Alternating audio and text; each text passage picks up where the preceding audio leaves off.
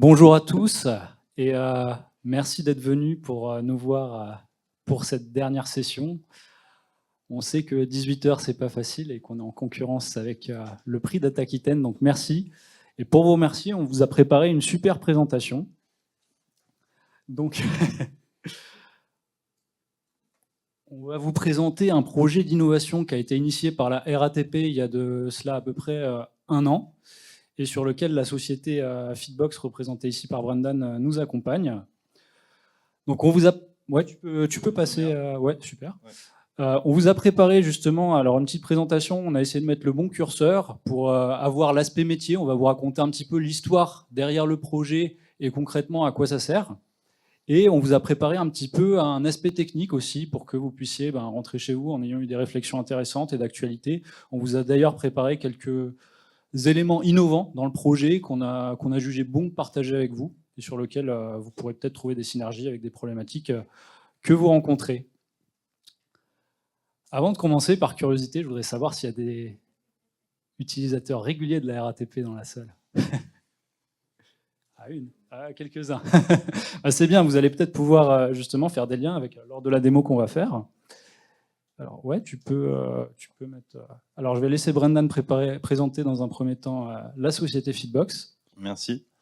Donc Feedbox, c'est une entreprise bordelaise à l'origine avec 12 ans d'expérience et qui développe des solutions logicielles, data, IA pour des acteurs industriels.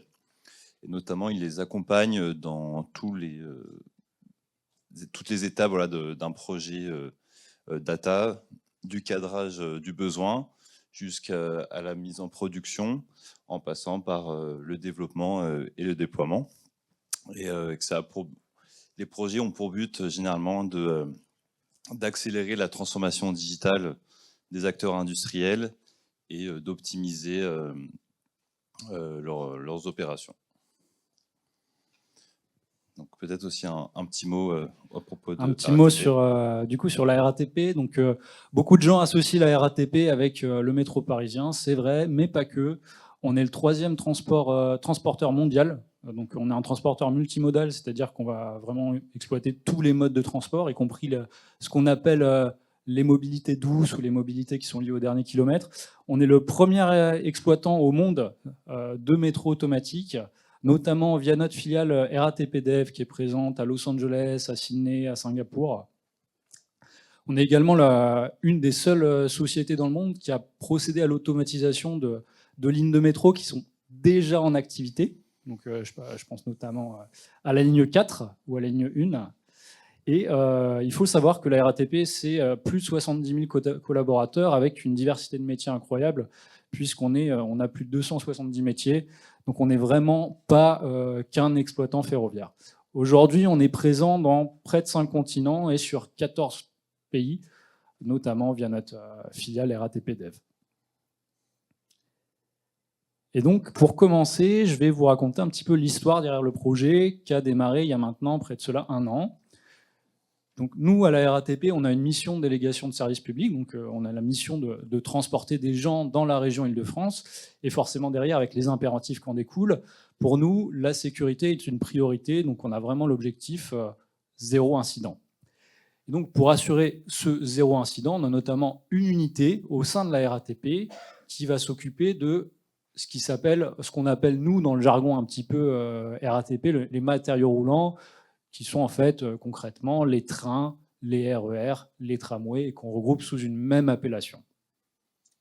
Donc cette unité, elle est responsable de l'état théorique de ces matériaux roulants, c'est-à-dire de la maintenance et de leur évolution. Donc ils vont faire des essais, ils vont faire des modifications sur certains trains, etc., etc. Et la question qu'on s'est posée, c'est aujourd'hui, comment on peut faciliter pour cette unité-là optimiser leur accès à leurs informations, à leur base de données. Et en fait, ce qu'ils utilisent, c'est, vous le savez peut-être pas, mais en fait, tous les jours, il y a un rapport d'inspection qui sort et qui va comprendre tous les incidents qu'il y a eu sur le réseau de métro, le réseau en règle générale ferré de la RATP.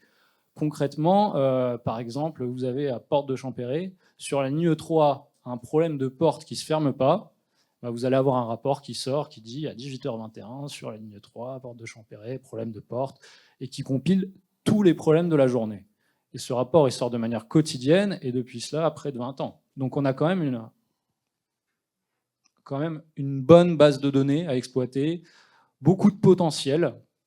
Et l'idée derrière, c'était de voir comment on peut utiliser cette base de données, comment on peut optimiser l'accès à l'information pour pouvoir faire des analyses et prendre du recul sur notre réseau. Typiquement, on voudrait savoir s'il y a des problèmes qui touchent plus certains types de trains, s'il y a des problèmes qui sont plus présents à certaines stations, pouvoir faire des statistiques sur les retards, notamment pour comparer les lignes de métro entre elles, etc., etc. Toute cette prise de recul qui aujourd'hui est très difficile à faire manuellement. Et ce qu'on voulait, c'est un outil qui s'intègre dans leur processus déjà existant. C'est-à-dire que ce rapport d'inspection, aujourd'hui, il est rempli sur le terrain par des gens qui, à la main, qui ne sont pas du tout data scientists ou quoi que ce soit. Les gens, leur métier, c'est de conduire des trains. Donc, c'est leur profession. Nous, on veut s'intégrer. On veut s'intégrer dans leur processus. On ne veut pas les forcer à changer leurs habitudes pour s'intégrer aux nôtres. Donc, l'idée, c'est qu'on a utilisé leurs documents qui sont remplis à la main, donc il y a un template déjà structuré, mais qui quand même est assez varié, et Brenda nous en parlera tout à l'heure, puisque c'est une personne qui le remplit, c'est un humain qui le remplit, donc il peut appeler une même chose de deux manières différentes. Voilà. Et nous, on a voulu un outil qui soit accessible à tous. Donc on s'est forcément orienté, d'autant plus avec les effets de mode des dernières années, vers les technologies LLM, vers un agent conversationnel qui permet à l'ensemble des personnes de l'unité sans formation de pouvoir poser leurs questions en langage naturel. Et donc, ce qu'on a cherché à faire, c'est à regarder la faisabilité, explorer le potentiel d'LLM pour optimiser l'exploitation de cette base de données, donc de rapports d'incidents. Et Brendan va nous parler un petit peu des défis qu'on a rencontrés. Ouais. Donc, Baptiste a parlé du contexte métier. Moi, je vais vous présenter maintenant un peu le contexte technique et justifier un peu l'usage des LLM pour ce projet. Donc, comme il le mentionnait, ce que le data scientist là, à se mettre sous la dent, c'est en fait une base documentaire de documents PDF, chaque document respectant un certain template, mais quand on regarde un peu plus dans le détail, c'est vrai qu'on retrouve quand même une grosse variabilité dans la façon dont les incidents vont être répertoriés, donc la description précise des incidents. Donc tout ça pour former en fait plutôt une structure assez hétérogène et non structurée, et donc avec une difficulté certaine à automatiser la tâche d'analyse qui se faisait jusqu'à maintenant en fait à la main. C'est-à-dire que un ingénieur qui avait besoin de remonter des informations, allait lire, retrouver déjà, identifier les PDF dont il avait besoin et extraire les informations à la main. Donc naturellement, on se dit qu'on pourrait automatiser cette tâche en utilisant les capacités des LLM à comprendre les langages naturels pour remonter et construire en fait un système de recherche d'informations basé sur cette technologie. Donc voilà, donc là je vous ai mis un petit schéma à droite pour que vous ayez un peu une vue assez haut niveau du système. Ce qu'il faut retenir, c'est qu'on a travaillé sur deux aspects, sur la collecte des données, donc c'est-à-dire sur l'analyse des PDF, et dans un second temps sur le moteur de recherche en lui-même, sur l'interface qu'on va proposer aux utilisateurs pour faire monter les informations contenues dans les PDF. Donc dans la première étape, en fait, ça va être une étape de structuration. Donc on va utiliser des LLM pour lire des PDF, extraire des champs prédéfinis, qui sont en fait un mélange de champs textuels assez courts, de valeurs numériques, mais aussi de champs textuels plus longs qui restent en fait non structurés. On va mettre tout ça dans une base de données. Et ensuite, l'interface, qui est une interface web anti-NLIT, donc qui est un peu la version spécialisée des LLM une version Streamlit spécialisée pour des chatbots. On va proposer une interface en fait qu'on va pouvoir venir requêter en langage naturel sur un mode conversationnel assez classique maintenant avec les LLM. Et en fait, cette, disons, simplicité d'interface cache en fait derrière un workflow qu'on a bien travaillé et parfaitement cadré pour pouvoir comprendre les requêtes d'utilisateurs et produire un résultat qui s'adapte au mieux à ses besoins. Ça peut prendre la forme de rapports écrits, donc utilisant les capacités de résumé des LLM. On va pouvoir faire des extracts de données en générant en fait des requêtes SQL qui vont venir directement chercher les données. Et on va aussi faire de la génération de code pour produire en fait des diagrammes adaptés à chaque requête. Un des besoins qu'on avait notamment, c'était un fort besoin de contextualisation. Donc on voulait être sûr d'être capable de faire des filtres quand on fait une recherche, de pouvoir filtrer, nous, par ligne de métro, par type de matériel, etc. etc. Et c'est pour ça qu'on a développé une approche un petit peu hybride que Brendan va nous présenter. Oui, donc on parle donc de paradigme, en fait, enfin de méthode text-to-SQL. C'est peut-être un terme que vous avez déjà entendu, qui consiste en fait simplement à utiliser un LLM pour traduire des requêtes en langage naturel en requêtes SQL pour aller chercher des lignes dans une base de données. Ça marche bien quand on a des champs, disons, classiques, par exemple comme une ligne de métro, un moyen de transport, ici voilà, métro. Mais moins bien quand on veut aller requêter un champ textuel un peu plus long, pour lequel il y a de la variabilité dans la rédaction et juste le fait que la recherche par mots-clés classique va échouer. En fait, on a combiné les deux. Là, vous avez typiquement le genre de requête qui va être générée pour requête SQL pour une question en langage naturel. Ici, on voit que les champs lignes et métro se transforment en requêtes SQL assez classiques, mais qu'il a identifié qu'on s'intéressait à un certain type d'incident. Là, en l'occurrence, centrale tachymétrique défectueuse, qui en fait nécessiterait une recherche pour le coup vectorielle, donc c'est-à-dire en utilisant un index sémantique sur le champ qui serait le champ type d'incident. Et on a fait le choix de maintenir cette forme de text-to-SQL, donc toute la logique en fait pour retrouver les incidents similaires ici à une centrale tachymétrique défectueuse sont encapsulés par cette pseudo-fonction sémantique filter qui vient en fait que notre système sait générer lorsqu'il en a besoin, aux côtés des requêtes SQL un peu plus classiques. Donc, tiens à préciser, voilà, la fonction ici sémantique filter n'existe pas dans un moteur SQL classique. C'est quelque chose qu'on est venu développer et qui cache en fait toute la logique en fait qui serait apparente ici une logique RAG classique, mais qui a l'intérêt de s'interfacer avec une requête SQL classique. Et c'est aussi intrinsèquement lié au fait que les incidents sont entrés à la main par des humains, donc, et qui peuvent totalement formuler de manière différente en fait, des incidents qui sont les mêmes. Oui. Là, en fait, ici, centrale tachymétrique défectueuse, s'il y avait par exemple des problèmes sur des capteurs de vitesse, qui sont d'un point de vue technique liés à ce terme, il serait capable d'aller les chercher.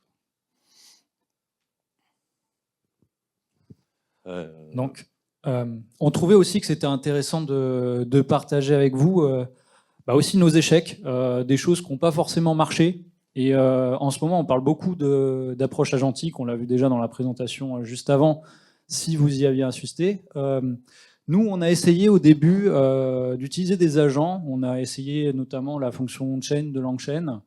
Donc, notre recul, et qu'on voulait partager avec vous aujourd'hui, c'est que sur ces approches, quand il y a un enchaînement de fonctions, un workflow qui n'est pas forcément tout le temps linéaire, ça n'a pas forcément donné les résultats escomptés, c'est-à-dire qu'on obtenait quelque chose qui était plutôt bon assez rapidement, mais la fiabilisation était très compliquée et on était sur des latences qui étaient quand même assez élevées, de l'ordre de 2 minutes. Donc pour de l'adoption auprès de nos ingénieurs, c'était quand même assez compliqué. Et Brendan a proposé une solution qui était beaucoup plus personnalisée et adaptée à notre besoin qu'il va vous présenter. Oui, et puis je vais préciser peut-être ce qu'on entend ici par agent, parce qu'il y a beaucoup de définitions qui tournent. Généralement, je pense que c'est le degré d'autonomie qu'on y met qui va définir en fait ce qu'on entend par agent. On entend beaucoup parler d'agents autonomes qui auraient des conversations pour accoucher voilà, d'une meilleure solution. Ça peut avoir des avantages en termes de créativité, mais quand on a besoin d'un workflow très cadré pour lequel on maîtrise les coûts en termes de tokens et la précision des résultats et notamment des étapes de raisonnement intermédiaire, en fait, ça soulève beaucoup de problèmes. Et je pense que beaucoup de gens qui auront essayé ça seraient d'accord avec moi, voilà, que finalement la meilleure à l'usage, une bonne méthode est d'utiliser en fait, de découper voilà, la tâche initiale en sous-tâches et utiliser des frameworks ici qu'on a utilisé LangGraph pour orchestrer le tout. Alors qu'il existe plusieurs frameworks d'agents avec différents niveaux, disons, d'abstraction. LangGraph est assez bas niveau dans la famille, mais au moins il a ce mérite en fait de laisser le contrôle total en fait sur l'orchestration.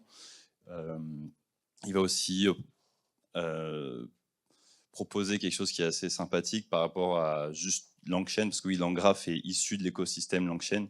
C'est comme une couche rajoutée par-dessus, et qui va notamment par rapport à LangChain seul, va pouvoir avoir des features comme la gestion centralisée d'un espèce d'état de mémoire du système, dans lequel on va pouvoir venir puiser à chaque étape intermédiaire du workflow. Voilà. On vous a également sélectionné quelques aspects innovants qu'on voulait partager avec vous aujourd'hui, notamment sur les quelques few shots qu'on donne en exemple à notre LLM. Donc, on a mis en place une approche dynamique. Donc ça fait partie des bonnes pratiques quand on veut voilà, construire des systèmes avec des LLM dans le workflow et donc donner des exemples au moment de chaque prompt. Ça permet voilà, de s'assurer de la robustesse du comportement. Nous, on l'a voulu dynamique, en fait, puisque on ne peut pas toujours aller au-devant voilà, du mode d'utilisation de l'outil que vont en faire les utilisateurs, notamment quand c'est des gens du métier qui ont peut-être ils vont utiliser peut-être différents mots de vocabulaire pour requêter. Nous, tout de suite, on s'est dit que c'était important de prendre ça en considération avec une logique où de prendre les feedbacks des utilisateurs pour les rajouter à une base de connaissances qui vont être eux-mêmes pouvoir être utilisés au moment de la création de nouvelles requêtes. Et tout ça pour progressivement consolider le système et surtout s'adapter au mode d'utilisation, à l'utilisation qu'en font les utilisateurs finaux. Et après, comme on vous l'a dit tout à l'heure, il y a une grande disparité en termes d'incidents similaires, c'est-à-dire qu'il y a deux incidents qui peuvent être pas écrits de la même façon, mais il y a aussi des fois dans l'analyse le symptôme et la cause qui peuvent être mélangés. Tout simplement, par exemple, vous avez un problème technique, vous allez venir et il y a une personne qui va marquer le problème technique, le voyant est allumé. Ok, ça c'est le symptôme. Vous allez avoir une autre personne qui va passer après, il va vous dire, il est un peu plus expert, il va faire une expertise, il va vous dire le problème technique, c'est un problème de charge de la batterie. Les deux problèmes, en fait, c'est la même chose. Il y en a un, c'est le symptôme, l'autre, c'est la cause, mais il faut pouvoir le relier quand on fait la recherche.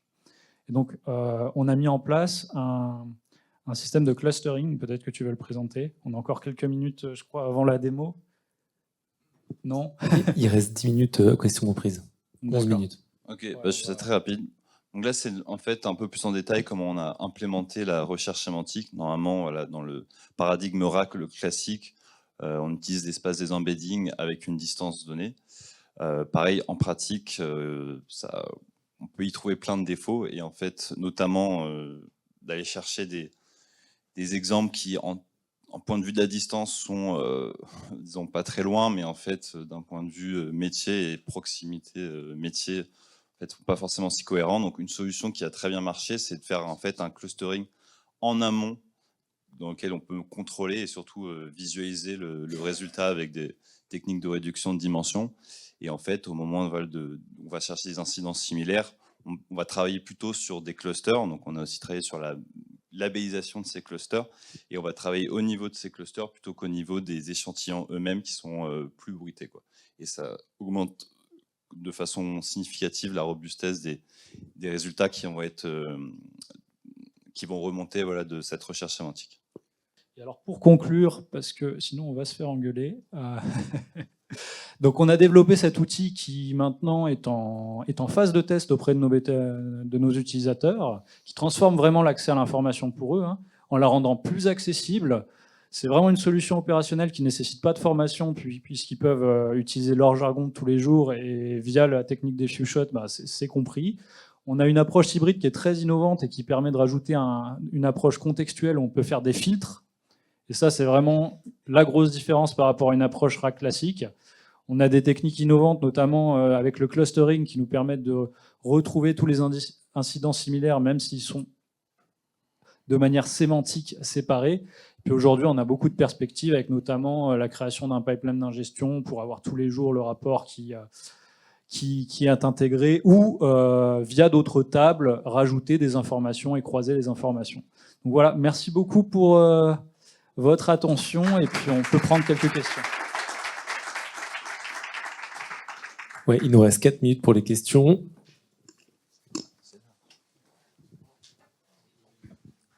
Merci beaucoup pour votre présentation. J'ai une petite question sur du coup, votre base de données relationnelle que vous avez créée. Elle a à peu près combien de tables, si c'est possible que vous nous le disiez? Oui, mais c'est une bonne question. Mais en fait, on a commencé simple. On est parti avec une table. Ensuite, on a rajouté une deuxième table avec potentiellement des jointures entre les tables. Et ça fait partie des perspectives, voilà, d'imaginer le système pour qu'il passe à l'échelle sur la complexité des requêtes en fait, à lui faire. Je pense que c'était ça la question. C'est exactement ça la question. Ouais. Et ça, en fait, c'est essentiellement géré voilà, par les few shots qu'on va lui mettre. C'est vraiment calquer le mode l'utilisation qu'on en fera, d'avoir, disons, des exemples le plus fidèles possible pour guider le système dans ses utilisations. Il y avait une question derrière, je crois. Oui, bonjour, très bonne présentation. Ma question concerne plutôt comment vous avez traité ce rapport PDF dans une base de données, sachant que, nous, on fait les cas à peu près similaires. Est-ce qu'on trouve que dans ce problème, le modèle LLM, elle confond des choses, il hallucine. Et donc, ma question, quel LLM? Comment vous avez contrôlé la qualité de vos données? Et justement, comment vous avez confronté ces problèmes de confusion de l'LLM, pas des rapports en fait, parce que là vous avez parlé de l'erreur humaine, la différence entre personne qui écrit ces rapports, mais l'LLM elle-même, elle aussi confond des choses. Comment vous avez confronté ça et contrôlé aussi? Pour être sûr qu'on parle la même chose, donc nous en fait ça s'apparentait beaucoup à de l'extraction en fait de paires en fait clés-valeurs. Et il se trouve que si en fait on demande des clés et qu'on précise assez bien dans le prompt ce qui se passe si cette clé ne fonctionne, n'est pas présente, on n'a pas d'hallucination. Les hallucinations à l'usage arrivent si on omet en fait de préciser ce qu'ils doivent faire quand ils ne trouvent pas la clé. Ça c'est une chose. Pour le type de modèle, en fait, on n'a pas besoin d'aller sur les plus gros modèles. Nous, ça a marché très bien avec du For-O mini, avec des bons exemples dans le prompt. Et pour l'évaluation, donc ça c'est une difficulté. Et je pense que pour tous les cas d'usage de LLM, ça allait d'une certaine façon, parce que on n'a pas forcément de métriques pour qualifier les résultats, mais par contre, on a organisé voilà, une boucle d'évaluation à la main avec un interlocuteur. On a fait une vérification par échantillonnage, comme c'est assez commun quand il y a beaucoup de données. Et donc on a fait à la main, clairement. Ouais. Mais c'est on est plus dans l'extraction de données. Donc, je ne sais pas si toi, quand tu parlais d'hallucination, c'est quand tu essayes je sais pas, peut-être synthétiser, ou nous c'était vraiment de l'extraction, pas mot à mot, mais on n'était pas dans un cas où on a eu disons, les hallucinations nous ont beaucoup embêtés. Un petit peu, parce que quand je vous ai dit quand on omettait de dire ce qui devait se passer quand on ne trouve pas l'information, là en effet on a eu des cas où il l'inventait. Mais généralement quand on est assez clair sur ces effets de bord, disons, on n'a pas eu de problème. Disons l'effet de bord que nous on rencontre, par exemple s'il y a plusieurs dates dans le rapport, elle ne va pas forcément répondre à la date dont tu lui demandes. Peut-être tu peux dire la date de premier incident ou il va te donner l'un des incidents, par exemple. Ou le contraire, s'il y a plusieurs villes ou plusieurs pays, tu vas lui demander dans quelle ville il était le premier incident. Elle va te citer une ville qui est peut-être dans le rapport, mais ce n'est pas forcément le premier incident. Donc, c'est plus la confusion de précision dans ce sens, en fait. Pour entrer un peu plus dans le détail, nous, ce qui a marché, quand je disais qu'on analyse les PDF par LLM, c'est pas totalement précis. C'est qu'en fait, encore une fois, c'est une approche hybride qu'on fait. C'est qu'on va venir parser à la main avec des techniques en Python, la plus petite unité de texte en fait du rapport, mais qui est duplicable. Donc en fait, on va analyser, nous humains, la structure d'un document et en fait venir à la main chercher le petit bout de texte qu'on va ensuite déléguer au LLM, mais on s'assure au moins que dans ce petit bout de texte, on va éviter tout ce qui va être compliqué à extraire pour LLM. Alors, on lui simplifie la tâche au maximum. Donc typiquement, on évite les cas où, avec des champs en doublon à extraire, on enlève toutes les ambiguïtés. On va arrêter là. Merci encore. Je pense qu'on peut les applaudir une dernière fois.